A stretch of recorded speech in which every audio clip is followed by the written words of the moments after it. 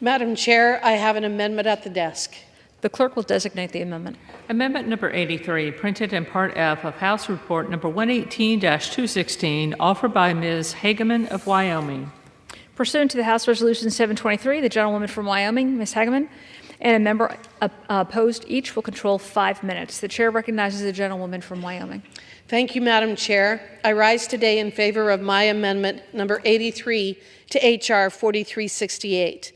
This amendment would prevent the Animal and Plant Health Inspection Service from implementing its proposed rule mandating electronic identification ear tags, known as EID, for cattle and bison transported in interstate commerce. Let me start by saying this. The United States has the highest quality and safest meat in the world. We currently have a robust, effective, and affordable animal identification and traceability system in place that works. Our high standards of disease prevention and detection make us the leader in world food quality. This rule is problematic for many reasons, including the fact that it sets a dangerous precedent by allowing a federal agency to dictate how our ranchers run their operations.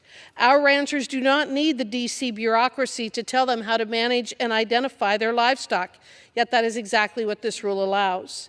This rule will create a paperwork nightmare, forcing our producers to hire a slew of compliance officers just to meet the new requirements.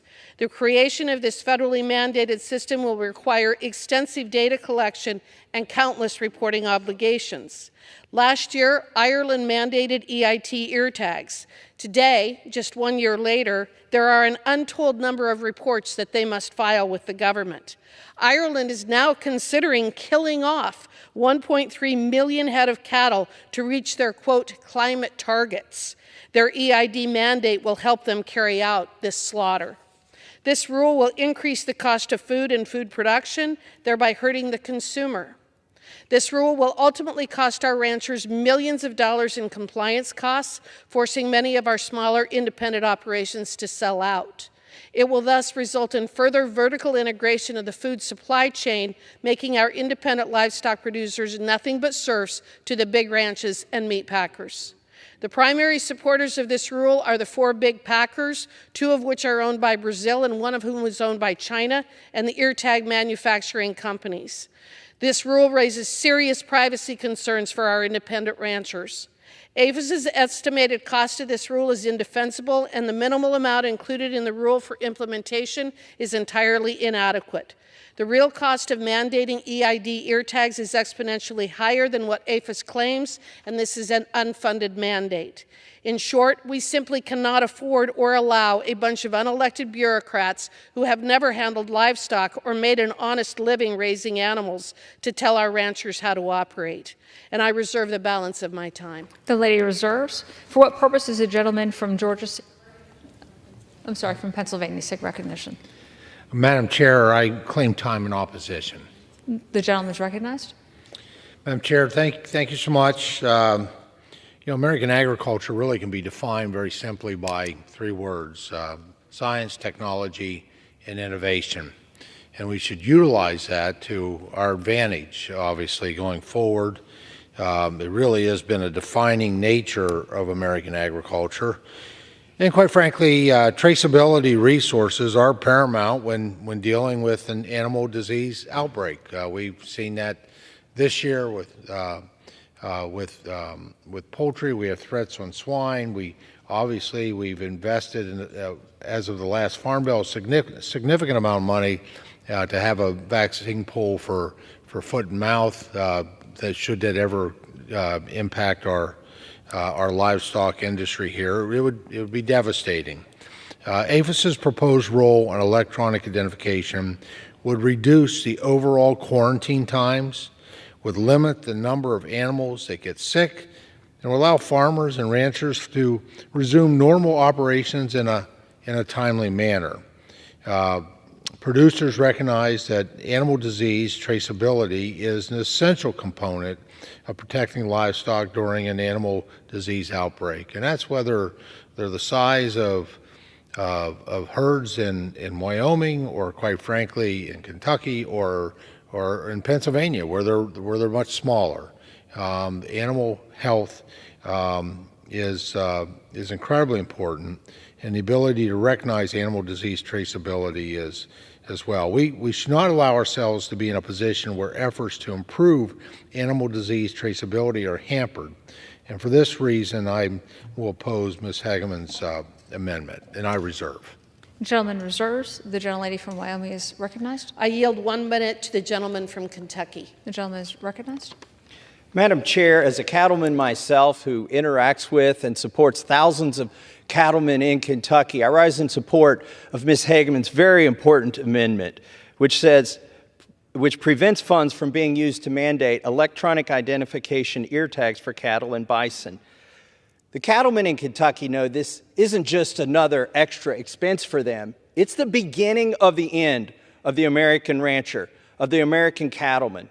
It's the beginning of the end of multi-generational farms in Kentucky, because this is an on and off switch that will prevent farmers from marketing their cattle if they're not in compliance with thousands of rules, never-ending list of rules. And so this is why we should oppose it. We should quit listening. I implore my colleagues who've been lobbied on this issue. We've all been lobbied on this one. I implore my colleagues to quit listening to the lobbyists who pretend to represent farmers and start listening to their farmers back home and support Ms. Hageman's amendment. I yield back. Thank you, and I reserve. The gentlelady reserves. The gentleman from Pennsylvania is recognized. Madam Chair, once again, traceability resources really are incredibly important when dealing with an animal disease outbreak. We need to do our best to be prepared to deal with these. Otherwise, it could compromise our ability to export overseas. Our trade partners could shut off markets in the United States, and it would have just a decimating impact on the livestock industry in the United States. So I would just encourage, I mean, there is monies in the underlying bill in order to do this. Quite frankly, a more appropriate amendment might have been to making sure the money lines up with the need. And I would agree that what's in the bill is not adequate for the full implementation of this, but that is another issue. So with that, I would just remain in opposition to the amendment, and I yield back. The gentleman yields. The gentlelady from Thank you. Wyoming I is will recognized. reiterate, we already have an identification and traceability system in place that is effective, robust, and affordable. Some larger operations have voluntarily implemented EID because they have the resources and the manpower to do so.